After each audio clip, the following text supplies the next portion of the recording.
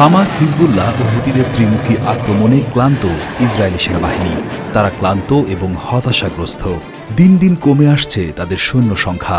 হাজার হাজার ইহুদি পালিয়ে যাচ্ছে ইসরায়েল ছেড়ে। ইসরায়েলের একটি দৈনিক পত্রিকা স্বীকার করেছে যে ইসরায়েলি সেনাবাহিনী এই বাহিনীতে বাধ্যতামূলক সামরিক প্রশিক্ষণ গ্রহণের সময়কালের নিয়ম পরিবর্তন করে ৩২ মাস থেকে বাড়িয়ে ৩৬ মাস করার চেষ্টা করছে, যাতে সৈন্য সংখ্যা বাড়ানো যায় এবং এই বাহিনীকে পুনর্গঠন করা যায়।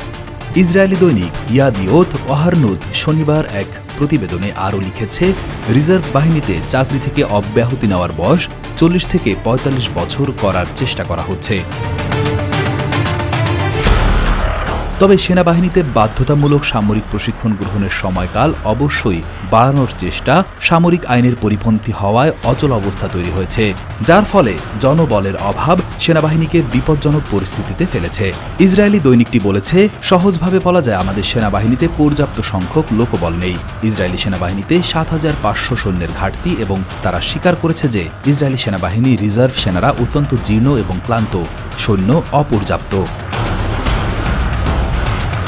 যুদ্ধের আগে থেকেই ইসরায়েলের স্থায়ী বাহিনী একটি গুরুতর সংকটের মধ্যে ছিল, কিন্তু এখন তারা আরও বড় সমস্যায় পড়েছে এবং যথাযথ সমর্থনের অভাবে ভুগছে।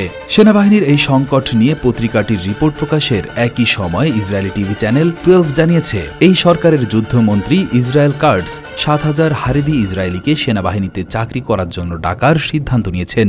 কিন্তু হারেদিরা যুদ্ধক্ষেত্রে থাকার তীব্র বিরোধিতা করেছে এবং অবৈধ ইসরায়েল রাষ্ট্র গঠনের সময় হারেদিদেরকে সামরিক চাকরি থেকে অব্যাহতিও দেওয়া হয়েছিল।